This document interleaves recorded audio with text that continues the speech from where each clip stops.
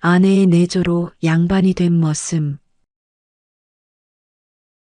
옛날 어느 고을에 서씨라는 부자가 살고 있었다. 이 부자는 마음씨가 고와서 많은 어려운 사람들을 자기의 가족이나 형제처럼 도왔기 때문에 세상 사람들로부터 칭찬과 존경을 받았다고 한다. 그러던 어느 날 16 정도 되어 보이는 어린아이 하나가 들어오더니 저녁기니와 잠자리를 부탁하였다. 주인은 어린아이가 너무나 불쌍히 여겨져 친히 불러 자세히 물었다. 너희 성이 뭐니? 예, 저는 김가라고 합니다. 어디 김씨? 안동 김가 이호입니다. 그럼 집은 어디 있느냐? 부모님과 집이 없어 이처럼 떠돌아 다니며 살고 있습니다. 부모님을 전혀 모르느냐? 예, 안동 김씨라는 것밖에는 모릅니다. 그럼 우리 집에서 심부름도 하며 같이 사는 게 어떻겠느냐? 예, 그렇게 하지요. 어린아이는 어지러 보이는 주인에게 승낙을 하였다. 그날부터 그는 그 집의 일을 돌보게 되었다. 무척이나 착하고 부지런했기 때문에 주인으로부터 칭찬을 받았고, 날이 가고 해가 바뀌어 갈수록 온 가족의 귀여움을 받고 살아갔다. 어느덧 세월이 흘러 장가를 들어야 할 17살이 되었다. 서부자는 이 총각을 남이 아니고 친척이라고 말하며 혼처를 구하였다. 이 마을 저 마을로 구혼을 한 결과 어느 얌전한 규수를 찾아 간략한 혼례를 올려 짝을 지어주었다. 부부가 신혼의 꿈에 젖어 살아가는 동안 세월은 흘러 슬하에 남매를 두게 되었다. 아내는 처음에 서부자가 가까운 친척으로 알고 들어왔지만 그것이 아니었고 몇 년을 살았으나 대소가나 일가 친척이 전혀 없어 실망도 하였지만 또한 궁금하기 짝이 없었다. 어느 날 저녁 아내는 남편에게 부모에 대해서 물었다. 서방님, 우리 부모님은 일찍 돌아가셨다고 하는데 묘소는 어느 곳에 있습니까? 비록 부부일신이라고는 하였으나 남편은 선듯 말문이 막혀 부끄러워하는 듯 당황하였다. 한참 동안 말끝을 잇지 못하고 어물어물하였다. 그러다가 안동 김씨는 한양에서 많이 산다는 말을 들은 기억이 문득 떠올라서 한양에 살고 있소. 하고 대답하였다. 일가들도 모두 한양에 계십니까? 그렇소. 그곳에 가면 명문대가들이 수두룩하지요. 그럼 어째서 한양에 가지 않고 여기서 천대를 받아야 합니까? 당장 서울일가 옆으로 이사를 갑시다. 당숙 재당숙께서 장안에서 큰 이름을 떨치고 계시는데 어떻게 이 모양 이 꼴로 이사를 갈 수가 있소? 아무 때나 돈 벌어 모아가지고 찾아가야지요. 이렇게 거짓말을 식은죽 두르듯 퉁명스럽게 다듬어 치워버렸다. 이 고을은 몇몇 권세 있는 가문들이 마치 하늘의 법처럼 무서운 힘을 휘두르고 있었다. 그래서 힘없는 가난한 선비 집안 사람들은 외롭게 살아야 했고 억울하고 분한 일을 당하면서도 참고 지내야 했다. 아내는 일가 친척이 하나도 없어 혈육의 정을 나눌 수 없는 것이 뼈에 사무치게 한스러웠다. 봄이 가고 가을이 오고 또 해가 바뀌어도 문 밖에 일가 친척 한 사람 찾아주는 이 없어. 외롭게 살고 있는 불쌍한 남편을 생각하면 밖으로는 면목 뜨겁게 생각하면서도 안으로는 간절한 통곡이 아닐 수 없었다. 그러나 어찌된 영문인지 남편의 얼굴에서는 고독의 빛이라곤 찾아볼 수가 없었다. 그러나 내심으로는 울고 있었지만 아내 앞에서는 짐짓 의연한 태도를 취하고 있을 따름이었다. 참다 못한 아내가 주위 사람들이 모두 우리더러 떠돌이 상놈이라 말하며 아이들을 글방에도 못 들어오게 한답니다. 원통하여 어떻게 저 자식을 가르치겠습니까? 자식들 장래가 걱정입니다. 당신은 어찌 그처럼 걱정이 없습니까? 하고 가슴을 두들기며 하소연하였다.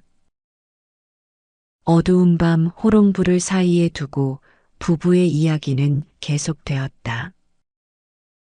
한양에 계신 우리 집안 어른이 만일 전라감사나 능주골 원님으로 오시게 되면 우리가 한번 찾아뵙기만 해도 상놈 소리를 면하고 당당히 살 수 있지 않을까요? 그럴지도 모르지만 우리처럼 미천한 사람으로 당장 무슨 방법이 있겠소? 하느님께 정성껏 기도나 드려 하늘이 불쌍히 보시고 구해주는 길이나 있다면 몰라도 그렇다면 오늘 당장 후원의 단을 만들고 기도를 시작할까요? 그때 아내는 문득 기도할 생각을 하게 된 것이었다. 하지만 어느 때까지 기도를 올리면서 기다리오. 백날 첫날 드려봤자 소용없을 거요. 기도를 해서 소원이 이루어질 바에야 이 세상에 기도 안 드릴 사람 어디 있겠소. 아서요, 생각지도 말아요. 그러나 몸이 달고 목이 마른 아내는 다시 말하기를 지성이면 감천이라 하였는데 어찌 그렇게만 생각하십니까? 정성이 지극하여 천지신명이 감동하면 안 되는 일이 없다고 합니다. 그러니 매일 기도를 올립시다. 그리고 우리 집안 어른이 전라감사나 이 고을의 원님으로 부임만 하신다면 우리가 직접 찾아가 인사를 드릴 수도 있고 그렇게 되면 우리도 당당하게 얼굴 들고 살 수 있지 않겠습니까? 그날로 아내는 굳은 결심을 한 다음 기도를 올리기 시작하였다.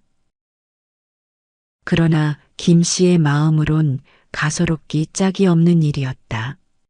한양 장안의 김 씨가 어떻게 모두일까이며 대신 집안이 무슨 사촌, 팔촌의 대소가란 말인가. 김 씨의 가슴은 터질 듯 답답하기만 했다. 아내 앞에서 이제야 한양에 일가 친척이 없다고 할 수도 없기 때문에 아무 말도 없이 아내의 태도만 바라보고 있을 수밖에 없었다. 그날부터 아내는 목욕재개를 한 다음 정화수를 단 앞에 올려놓고 지극한 정성으로 기도를 올리기 시작했다. 그렇게 세월은 한 달, 두 달, 1년이 지나버렸다. 아내는 눈비가 내리고 병이 들어 시달려도 정성스러운 기도는 쉬지 않고 계속되었다. 아내의 몸이 불편하기라도 할 때 김 씨는 한사코 쓸데없는 짓이라고 말렸지만 새벽 별빛 아래 아내의 정화수 뜨는 두레박 소리는 오늘도 내일도 계속되었다. 그간 덧없는 세월이 몇 해나 지나갔다. 어느 해 봄이었다. 갑자기 마을에 소문이 흘러들었다. 이번에 새로 도임한 전라감사가 안동김 씨라는 것이었다. 그 소식은 부인에게 있어서 너무나 반가운 것이었다. 뛰고 싶도록 기뻤다. 다시 뛰어나가 여러 사람들에게 확인해 보아도 분명 안동김 씨라는 것이었다.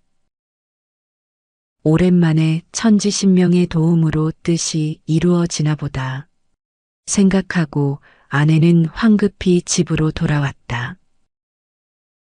방에 누워있던 남편을 깨워 이 말을 전했다. 그러나 남편은 반갑지도 않은지 도리어 귀찮다는 표정으로 잘 알지도 못하는 소리 짓거리지 말아요. 하고는 밖으로 나가버렸다. 그날 밤 아내는 잠자리에서 밤이 깊도록 권하기를. 우리 일가 어른이 전라감사로 오셨으니 한번 찾아가 인사를 드리고 오면 그날부터 양반 행세를 할 수 있지 않겠어요? 그러나 그는 아내의 설득에도 아랑곳 없이 큰 목소리로 이처럼 천한 놈이 찾아가면 맞아 주기나 하겠소? 하고 베개를 옮겨 등을 돌리고 눈을 감아버렸다. 다음 날 그리고 그 다음 날도 권했지만 남편의 뜻은 움직일 수가 없었다. 그러던 어느 날 전라감사가 보성 행차를 하게 되는데 이고을 앞을 지나게 된다고 해서 마을 사람들은 길을 닦느라고 법석이었다. 아내는 또다시 그에게 권했다.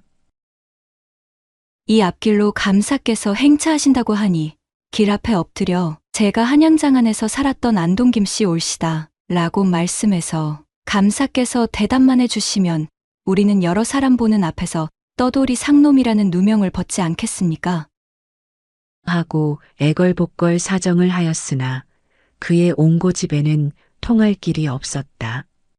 전전반측 아내는 잠 못 이루며 궁리를 하여도 대책이 없었다. 그렇다고 이 좋은 기회를 버릴 수도 없어 단념이 되질 않았다. 어느덧 감사행차가 가까이 오고 있다는 소식이 들려왔다. 아내는 생각다 못해 이럴 게 아니라 내가 만나 뵙고 인사를 드려야겠다.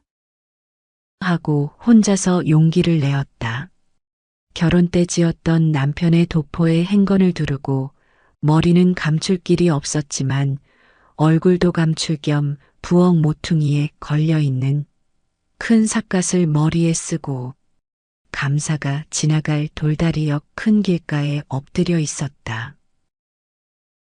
감사의 일행이 이것을 보고 길을 멈춰 누구냐? 빨리 비키지 못할까?